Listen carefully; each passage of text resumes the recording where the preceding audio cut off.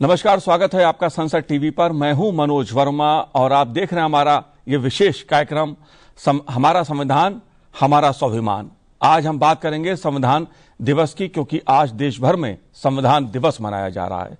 इस मुद्दे पर बात इसलिए क्योंकि 26 नवंबर 1949 का दिन भारतीय संविधान को अपनाने का दिन है, जो 26 जनवरी 1950 को लागू हुआ। भारत सरकार के सामाजिक न्याय और अधिकारिता मंत्रालय ने 19 नवंबर 2015 को हर साल 26 नवंबर को संविधान दिवस के रूप में मनाने की घोषणा की थी, ताकि संवैधानिक मूल्यों को बढ़ावा दिया जा सके। संसद भवन परिसर स्थित संविधान भवन के केंद्रीय कक्ष में आज संविधान दिवस के मौके पर कार्यक्रम का आयोजन किया गया। इस अवसर पर राष्ट्रपति द्रौपदी मुर्मू, उपराष्ट्रपति सीपी राधाकृष्णन, प्रधानमंत्री नरेंद्र मोदी, लोकसभा अध्यक्ष ओम बिरला सहित गणमान्य व्यक्ति उपस्थित थे। इस अवसर पर राष्ट्रपति द्रौपदी मुर्मू जी, उपराष्ट्रपति सीपी राधाकृष्णन जी, लोकसभा अध्यक्ष ओम बिरला जी ने संविधान को लेकर महत्वपूर्ण विचार प्रकट किए। प्रधानमंत्री नरेंद्र मोदी ने भी संविधान दिवस के मौके पर देशवासियों को पत्र लिखा है और संविधान दिवस के मौके पर राष्ट्र के प्रति कर्तव्य का संकल्प लेने का आह्वान किया है।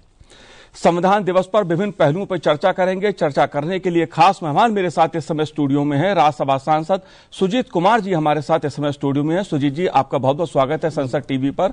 साथ ही हम बात करेंगे राष्ट्रपति के पूर्व ओएसडी प्रोफेसर कन्हैया त्रिपाठी जी से। कन्हैया जी, आपका भी स्वागत है। और मेरे साथ इस समय स्टूडियो में है सुप्रीम कोर्ट के अधिवक्ता देशरतन निगम जी। देशरतन जी, आपका भी स्वागत है संसद टीवी पर। लेकिन शुरुआत सुजीत कुमार जी मैं आपसे करूंगा, क्योंकि मुद्दा संविधान दिवस का है और संसद के केंद्रीय कक्ष में आज कार्यक्रम का आयोजन किया गया। इस कार्यक्रम का क्या संदेश है? राष्ट्रपति जी ने जो संदेश दिया देश को संविधान दिवस के मौके पर, उसके क्या मायने हैं?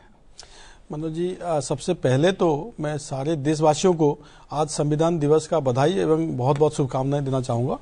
और आज संविधान सभा कक्ष में राष्ट्रपति जी ने देश के लिए एक संदेश जो दिया कि संविधान हमारा गौरव है, हमारा गर्व है, और संविधान से ही हम लोग प्रेरणा लेते हैं हमारी आर्थिक सामाजिक जो विकास या समानता के लिए।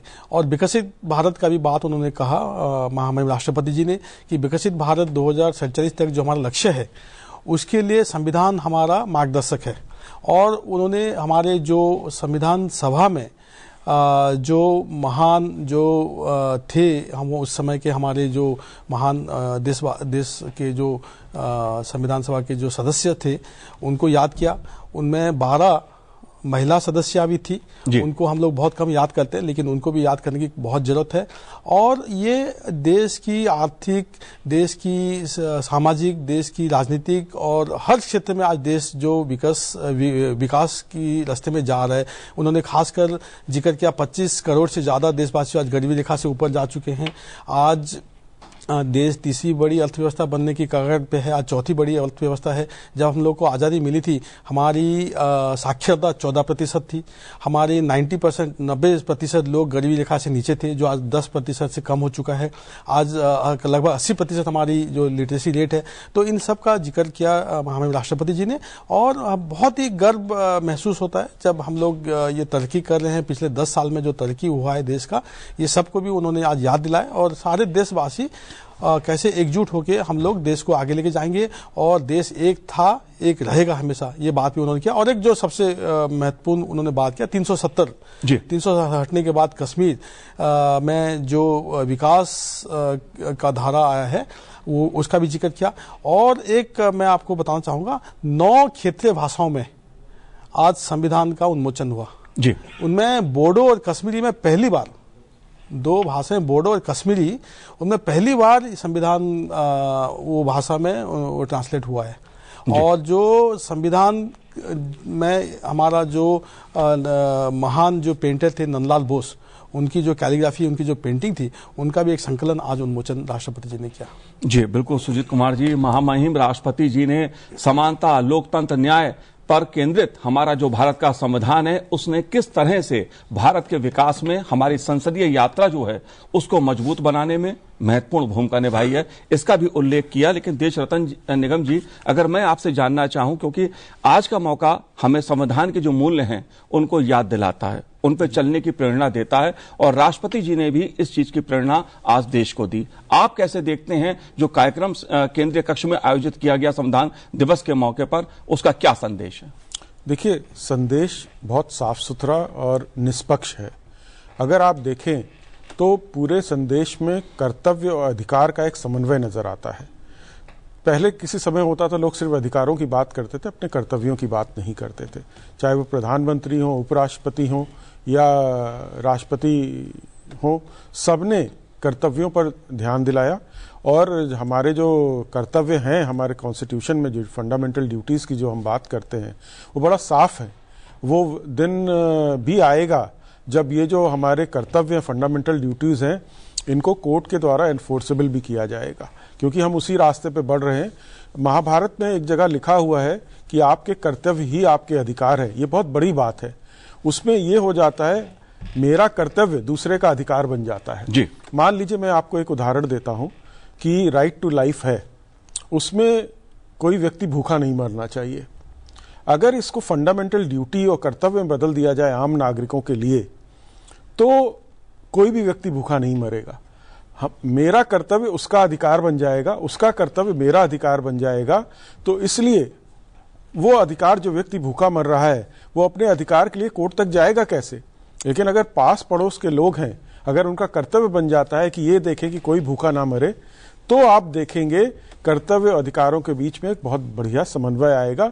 यही निष्कर्ष आज के पूरे जो संदेश तीनों महानुभाव ने दिए हैं वो साफ नजर आता है। भारत एक विकसित राष्ट्र बने, विश्वगुरु बने, उसकी तरफ सबने इशारा किया और सब लोग उसमें लगे हुए हैं। और दूसरा, राष्ट्रपति जी ने सबका, सारे सांसदों का धन्यवाद किया संविधान के स्तर पर खरा उतरने के लिए। ये बड़ी निष्पक्ष है, चाहे वो विपक्ष का हो चाहे वो पक्ष का हो। एक राजनीति के ऊपर की बात है और सभी सांसद इस बात को समझते भी हैं और अपनी तरफ से पूरा कार्य करें। देखिए, दलगत राजनीति अपनी जगह है, संविधान अपनी जगह है, और संविधान एक इवोल्यूशनरी डॉक्यूमेंट है, जीवित डॉक्यूमेंट है आपका। और हर दिन देखिए, जिन्होंने हमें डॉक्यूमेंट दिया वो तो अब इस दुनिया में नहीं है, लेकिन जो आज की जनता है, हमारा संविधान सुप्रीम है, लेकिन वही संविधान भारत की जनता को सुप्रीम बनाता है, we the people of India. तो ये हर दिन जरूरत के हिसाब से बदलता जाएगा। इतना लचीलापन भी है, लेकिन इसमें कठोरता भी है। ये कुछ चीजों को आप बदल नहीं सकते। जाहिर तौर पर हमारी जो संवैधानिक लोकतांत्रिक संसदीय यात्रा है, उसमें जो विकास के पड़ाव है, विकास की जो उपलब्धियां हैं, उसका उल्लेख सीपी राधाकृष्णन जी ने किया। प्रोफेसर कन्हैया जी, मैं आपसे जानना चाहता हूं कि उपराष्ट्रपति सीपी राधाकृष्णन जी ने देश ने कैसे संवैधानिक राह पर चलते हुए उपलब्धियों को हासिल किया है। बात चाहे जीएसटी की जाए या बात 370 को लेकर की जाए कि जम्मू कश्मीर में भारत का संविधान पूरी तरह से लागू हुआ, देश की एकता अखंडता की जाए, आप कैसे देखते हैं इस मुद्दे को? मनोज जी, बहुत ही खूबसूरत हमारा संविधान है, और इस संविधान की बहुत खास बात यह है कि ये पूरे एक समावेशी संस्कृति इसमें समाविष्ट है, और समावेशी संस्कृति में सबके अधिकार सुरक्षित होते हैं। चाहे जीएसटी का मैटर हो, चाहे दूसरे जितने भी हमारी सरकार ने अभी स्वच्छता को लेकर के किया, तो इन सारे चीज़ों के पीछे मनुष्य की गरिमा की बात की गई है। और हमारा संविधान मनुष्य की गरिमा, स्वतंत्रता, न्याय और बंधुत्व की पूरी तरीके से उसी का उद्घोष है। और मैं ये मानता हूँ कि राष्ट्रपति जी ने चाहे अपने संबोधन में जितनी बातें की, उसमें वो बार बार यही सबको याद दिला रही थी, सभी सांसदों को याद दिला रही थी कि हमारे देश की जो संस्कृति है वो उसको बचा करके रखना है, और सभी सांसदों का दायित्व है, उनका कुछ कर्तव्य है, उसको निभाना पड़ेगा। उपराष्ट्रपति जी ने भी बहुत खूबसूरत बात की। उन्होंने पूरे भारत के जो डेवलपमेंट मॉडल है उसको लेकर के बहुत गंभीर चर्चा की जी। और मेरा ये मानना है कि अगर हमारे देश के जो राष्ट्राध्यक्ष हैं या उपराष्ट्रपति जी हैं या भारत के प्रधानमंत्री माननीय नरेंद्र मोदी जी हैं, इन लोगों के जो उद्गार हैं वो यूं ही नहीं है, वो पूरे भारत के जो संविधान है उसको आत्मसात उन्होंने लगभग किया है। और हम देखेंगे कि पिछले 10-11 सालों में जिस तरीके से पूरे भारत की तस्वीर बदली है जी, वो बहुत ही मतलब कह सकते हैं कि भारत बहुत ही विकसित राष्ट्र की श्रेणी में पहुंच रहा है। और बार बार हमारे देश के जो उपराष्ट्रपति जी हैं या राष्ट्रपति जी, उन लोगों ने इस तरफ इशारा भी किया कि सबकी गरिमा की सुरक्षा भी हो और हम किस तरीके से आगे डेवलपमेंट मॉडल को ले जा सकते हैं। खासकर राष्ट्रपति जी की मैं बात करूं तो उन्होंने मातृशक्ति की बात की जी। मातृशक्ति, और उन्होंने अभी हमारे राज्यसभा मेंबर सर ने कहा कि पूरे तरीके से हमारी जो मातृशक्ति है वो संविधान के निर्माण में भी थी, और इसका जिक्र महामहिम राष्ट्रपति द्रौपदी मुर्मू जी ने किया। और मुझे लगता है कि ऐसी महिलाओं को बार बार याद किया जाना चाहिए जिन्होंने इस पर काम किया है जी। पंचायती राज के बारे में उन्होंने जिक्र किया पूरे संबोधन में। आप उसको अगर आप देखें तो जिस तरीके से हमारी पंचायती राज व्यवस्था आज सुदृढ़ हुई है, वह निश्चित रूप से ये हमारे संविधान की ताकत है कि एक प्रधान, एक सरपंच अपने अधिकारों के लिए अपनी आवाज को बुलंद कर सकता है, अपनी बातों को कह सकता है। ये बहुत अच्छी बात है जी। ये ताकत हमें संविधान ने दी है, और संविधान की ये बहुत ही एक समृद्ध ताकत है जी। जाहिर सी बात है, हमारी संवैधानिक लोकतांत्रिक जो व्यवस्था है वो दरअसल पंचायत स्तर तक पे इतनी मजबूत हुई है।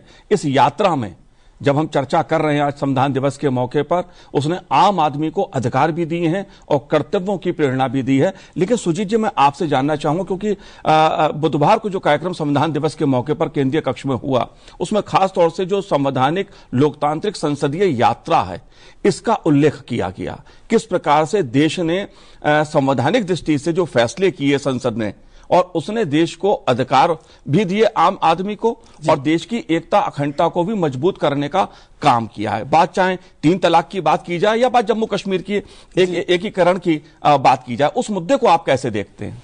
देखिए, हम सब देशवासियों के लिए संविधान हमारा सबसे पवित्र ग्रंथ है। एक हिंदू होने के नाते मैं रामायण गीता में मैं उसको पढ़ता हूँ, लेकिन मेरा भारतीय होने के नाते संविधान ही मैं मानता हूँ सबसे मेरा पवित्र ग्रंथ, और भारतीयता मेरा सबसे बड़ा परिचय है। संविधान देखिए, जैसे रतन जी ने बताया, इसमें लचीलापन भी है और फ्लेक्सिबिलिटी। तो आप उनकी जो संविधान सभा में जो थे, डॉक्टर अंबेडकर से लेके बाकी सारे जो सदस्या थी, उनकी दूरदर्शिता देखिए, उनकी ज्ञान देखिए, प्रतिभा देखिए कि 75 साल में आज वही संविधान आज की स्थिति में भी देश के लिए काम आ रहा है। ठीक है, 120 बार हम लोग उसको अमेंड कर चुके हैं, लेकिन वो देश की हित के लिए ही काम आ रहा है।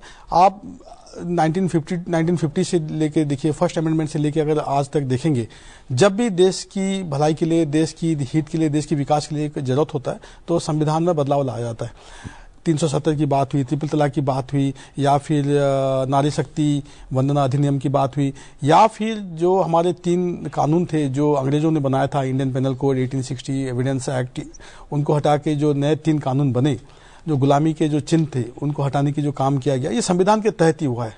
ठीक है, तो ये एक बहुत ही हम लोग के लिए गर्व की बात है कि यही संविधान आज देखिए, अगर आप देखेंगे पूरी साउथ एशिया में, या तो मैं मानूंगा पूरी एशिया में भी, आप कोई भी आप ग्लोबल साउथ में देखिए, भारत ही शायद एकमात्र देश है जो 75 साल से एक कंटिन्यूअस डेमोक्रेसी, 2 साल जो 2 साल आपातकाल जो मिसेस इंदिरा गांधी लाई थी, उसको छोड़ दीजिए तो पूरा कंटिन्यूअस डेमोक्रेसी बन के रहा है। ये संविधान के तहत ही हुआ है। और आज दुनिया का सबसे बड़ा लोकतंत्र हम लोग हैं। हर 5 साल में हम लोग का जो इलेक्शन होता है बाय एंड लार्ज पीसफुल होता है। हर जगह पे हर स्टेट में पंचायत स्तर से लेके पार्लियामेंट तक इलेक्शन होता है पीसफुल, सब संविधान के तहत ही होता है। ये मुझे लगता नहीं है कि कोई भी देश दुनिया में इतना बड़ा कार्य कर पा रहा है। हमारे छोटे मोटे देश कुछ करते होंगे, लेकिन हमारे साइज के देश ऐसे नहीं कर पा रहे हैं। तो ये बहुत ही बड़ी इसका श्रेय जाएगा संविधान को। और देश आज एकजुट है, देश आज यूनाइटेड है, और यूनाइटेड होकर विकास और संस्कृति और विकास दोनों को साथ में लेकर चल रहा है। तो ये संविधान के तहत ही हो रहा है। जी, जाहिर सी बात है, संविधान की प्रस्तावना हम भारत के लोग इन शब्दों से शुरू होती है, और इसीलिए संविधान ने जो आम आदमी को अधिकार दिए, भारतवासियों को अधिकार दिए, वोट देने का भी दिया, मत देने का भी दिया, और अपनी सरकार चुनने का भी, अधिकार दिया। देश रतन जी, मैं अगर आपसे समझना चाहूं, क्योंकि बात हम अगर संविधान की करते हैं, जाहिर तौर पे पहले विषय आता है भारत की एकता का। और अगर पिछले 10 वर्षों की बात की जाए या पिछले जो हमारी यात्रा संविधान की रही है 76 सालों की, अगर इसकी बात की जाए तो जम्मू कश्मीर में जिस तरह से एक संवैधानिक फैसला किया गया, उसको आप कैसे देखते हैं राष्ट्रीय एकता अखंडता के संदर्भ में? देखिए, जम्मू कश्मीर का भारत में विलय पूरी तरह नहीं हो पाया था, क्योंकि उनको एक अलग स्टेटस दे दिया गया था, जो कि जब 370 हटा वो भारत का अंग बन गया, आत्मा से भी और ज्योग्राफी के हिसाब से भी, भौगोलिक हिसाब से भी। तो वहाँ के लोगों में भी ये देखने को मिला, जो विकास की गति पहुंची, जो देश के प्रति प्रेम वहाँ आम लोगों का देखने को मिला। वहाँ के कुछ ऐसे राजनीतिक दल या पार्टियां या नेता थे जो दिन में तो संविधान की बात करते थे, शाम को वो आतंकवादियों के साथ बैठते थे। तो वो एक चेहरा लोगों को नजर आया वहां पर, और जिस तरह से विकास हुआ, लोगों की परेशानियां, प्रधानमंत्री की जो स्कीम्स थी वो जमीन पे पहुंची और उसका सबको फायदा हुआ। लोगों को आवास मिल रहे हैं, बॉर्डर सुरक्षित हुआ हमारा, और इस भारत का अखंडता का वो जिसको हम बोलते हैं एक प्राइम उदाहरण है वो हमारे लिए। और इसी तरह नॉर्थ ईस्ट में देखें, नॉर्थ ईस्ट किसी समय बहुत हिंसक हुआ करता था, तो वो सारी चीजें खत्म हो गई, चाहे नागालैंड हो, चाहे मिजोरम हो। मणिपुर में कुछ बाहरी शक्तियों ने वहां पर हिंसा फैलाने की कोशिश करी, सारी चीजें वहां संभल गई, और भारतीय जनता पार्टी को इसका श्रेय जाना चाहिए। और अगर आप देखते हैं, देखिए संविधान की जो आत्मा है जी, वो है भारत एक अखंड राष्ट्र है और सबको समान अधिकार है। संविधान ही भारत की जनता को सर्वोच्च मानता है, और उनके जो एस्पिरेशंस हैं जिंदगी में वो उनको मिलने चाहिए।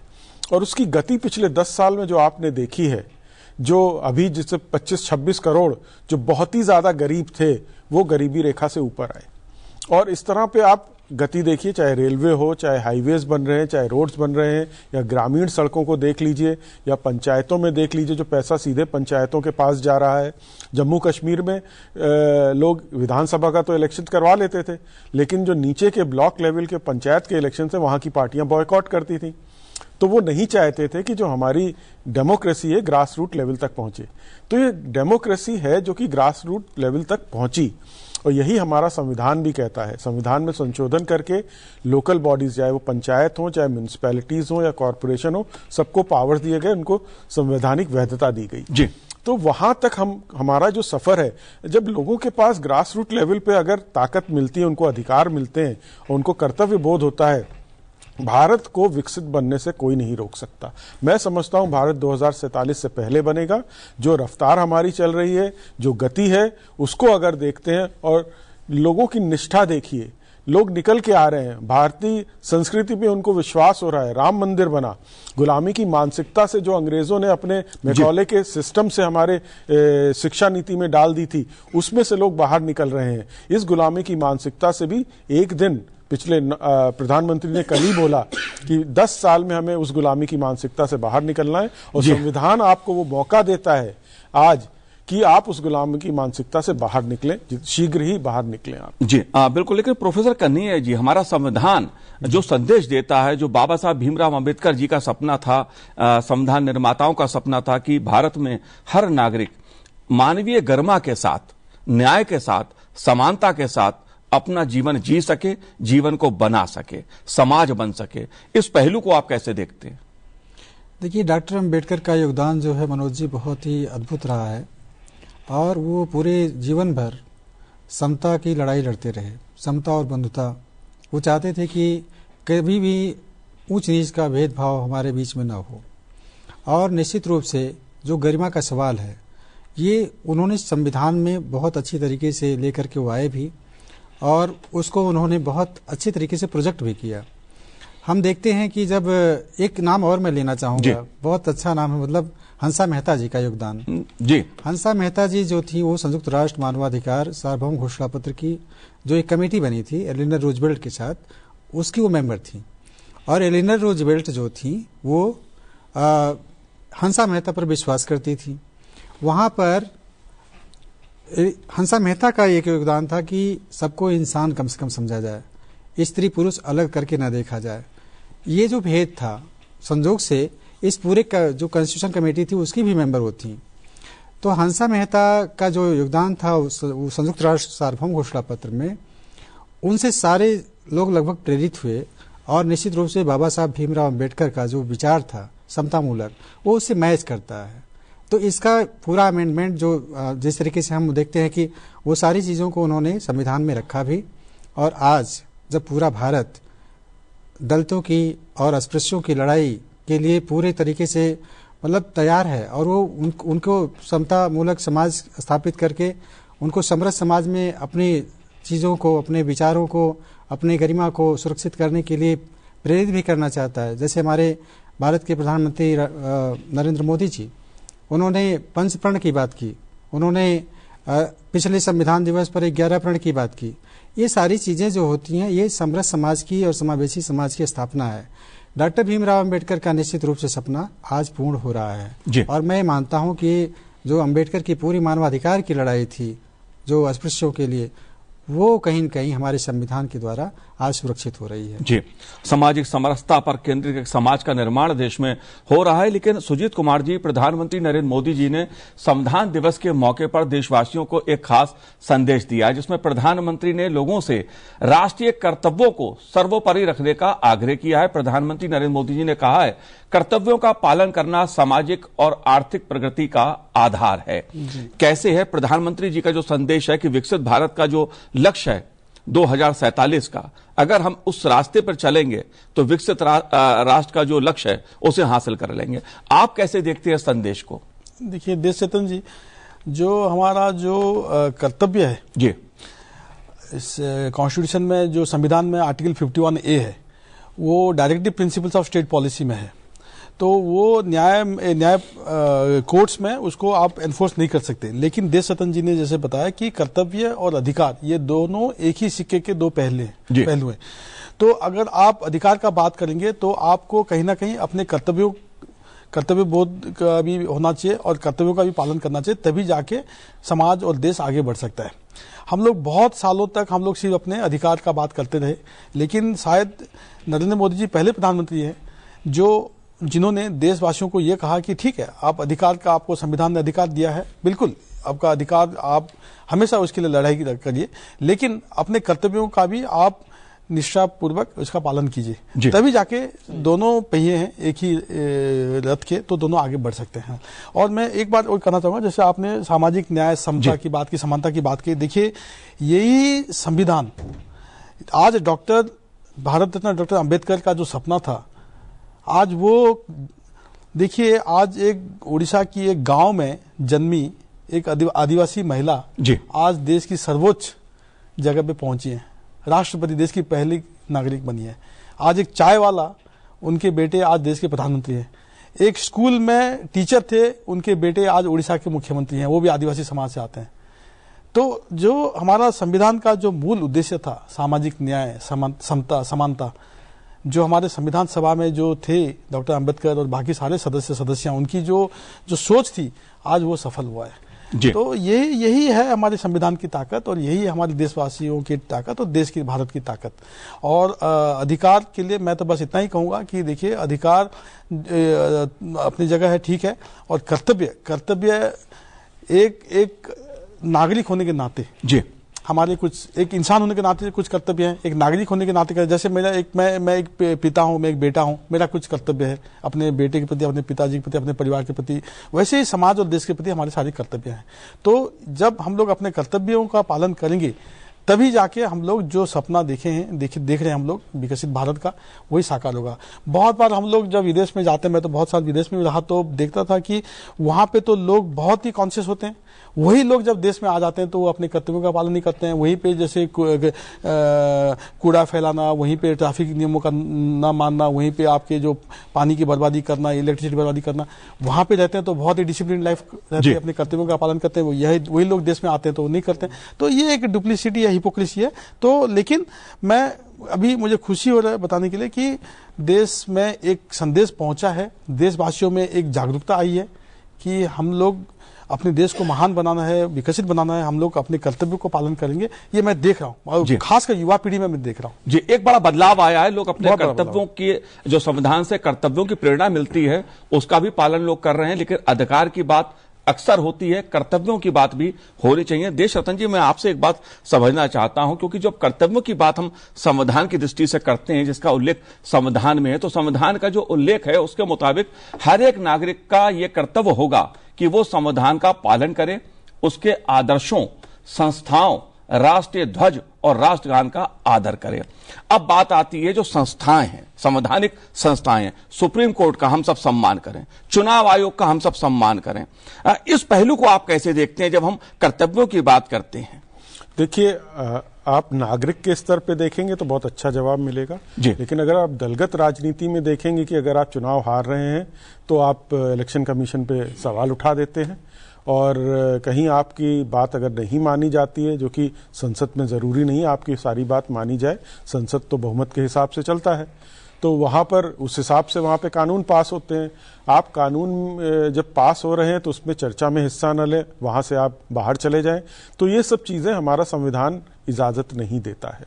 आपको अगर उसका सम्मान करना है तो संसद में चर्चा में हिस्सा लीजिए, कानून बन रहे हैं, विधि विधान है जो वो बन रहे हैं, उसमें विपक्ष का भी उसमें सहयोग चाहिए, वो अपने सुझाव रखें, माने जाए ना माने जाए वो तो वहां पे जो वोटिंग होगी उसके आधार पे चलेंगे। तो हर जगह गलत नियत से सवाल उठाना, सवाल जरूर उठाइए लेकिन कंस्ट्रक्टिव, सकारात्मक सवाल उठाएंगे तो उनका आपको सकारात्मक जवाब भी मिलेगा। तो इस तरह के जो नकारात्मक चीजें हैं, जो डिस्ट्रक्टिव चीजें हैं, उनसे हमें दूर हटना चाहिए। और जो दलितों की बात करते हैं कि हर वक्त दलितों की जो बात करते हैं, देखा जाता है जब दलितों के लिए कानून पास होता है, दलितों के हित में बात होती है तो वहां खड़े नजर नहीं आते। तो ये जो दोहरी राजनीति है इससे हमें बचना चाहिए। इसीलिए प्रोफेसर कन्हैया जी, मैं कह रहा हूं कि अधिकार और कर्तव्य दोनों की बात होनी चाहिए, दोनों का सम्मान होना चाहिए, क्योंकि उल्लेख संविधान ने अधिकार की बात भी कही है और कर्तव्य की प्रेरणा भी हर नागरिक को दी है। लेकिन जब कर्तव्यों की बात होती है उसे आप कैसे देखते हैं? कर्तव्य जो होता है बहुत ही मनुष्य के मूल स्वभाव में है, और ये मूल स्वभाव में रहता जरूर है, लेकिन अगर हम थोड़ा दार्शनिक परिप्रेक्ष्य से देखें तो कर्तव्य बहुत ही अंतःचेतना का विषय है। ये अंदर से भाव बोध आना चाहिए। संविधान में जो चीज़ें लिखी गई हैं उसको जरूरी ये है कि संविधान को लोग अच्छे से पढ़ें, उसके मर्म को समझें, तब कर्तव्य बोध की तरफ लोग आगे बढ़ेंगे, मेरा ये मानना है। जैसे आज मान लीजिए देश के प्रधानमंत्री जी स्वच्छता के लिए वो सबको संदेश देते हैं, तो संदेश दिया उन्होंने, तो अब नागरिकों का दायित्व है कि कर्तव्य को लेकर के वो किस तरीके से सचेत होते हैं और वो भीतर से भाव आते हैं। तो ये जरूरी होता है कि हम निश्चित रूप से अधिकार की लड़ाई तो बहुत लोग लड़ते हैं, लेकिन कर्तव्य की जो चेतना है वो अंदर की बात है, अंतःचेतना है, और वो मनुष्य के भीतर से आएगी। इसलिए हर मनुष्य को जरूरत है कि वो अपने को खुद को पढ़े और संविधान को पढ़े, तब ऐसी चीजें आएगी। जाहिर सी बात है, इसलिए जो संवैधानिक संस्थाएं हैं उनका सम्मान करना चाहिए। एक आखिरी छोटा सा मेरा सवाल आपसे है यूनिफॉर्म सिविल कोड का, क्योंकि यह मुद्दा भी लगातार चर्चा में रहा है। इस मुद्दे को आप कैसे देखते हैं? क्या वास्तविक जरूरत है इस समय देश की? मेरे लिए जी बिल्कुल है। देखिए, ये तो संविधान में भी है, आर्टिकल 44 संविधान का, और राष्ट्रपिता गांधी जी भी इसके बारे में हमेशा ये उनके आप वक्तव्य पढ़ेंगे, उनके लेखे पढ़ेंगे तो यूनिफॉर्म सिविल कोड के पक्ष में ही वो रहे हैं। तो ये तो देखिए सुप्रीम कोर्ट के भी बहुत सारे जजमेंट्स हैं, ठीक है, लेकिन ये संसद का ये दायरे में आता है। संसद, और मुझे उम्मीद है कि इसी जो पार्लियामेंट में ही यूनिफॉर्म सिविल कोड की बिल आएगी और इसको संसद पारित करेगी, और ये देश हित में है, देश हित में है। देखिए, क्योंकि एक देश में अलग अलग धर्म के लिए अलग अलग कानून कैसे बन सकते हैं? तो ये तो देश के विभाजन की बात होगी फिर। तो देश की एकता के लिए, अखंडता के लिए और देश की विकास के लिए यूनिफॉर्म सिविल कोड सबसे अहम है, और मुझे पूरा उम्मीद है और विश्वास है कि यही संसद जो लोकसभा में, पार्लियामेंट में इसको पास किया जाएगा। जी बिल्कुल सुजीत जी, संविधान दिवस हमें जो प्रेरणा देता है वो संकल्प ये देता है कि हम सब मिलकर अपने राष्ट्र का जो लक्ष्य है विकसित भारत का, उसमें महत्वपूर्ण योगदान दें। संविधान से जो प्रेरणा मिलती है उसका जो कर्तव्य या अधिकार की बात है, उन दोनों का पालन करें। आप तीनों ने इस कार्यक्रम में भाग लिया, चर्चा की, बहुत बहुत शुक्रिया, बहुत बहुत धन्यवाद हमसे बात करने के लिए। तो आज इस कार्यक्रम में इतना ही, मुझे दीजिए आज्ञा, नमस्कार।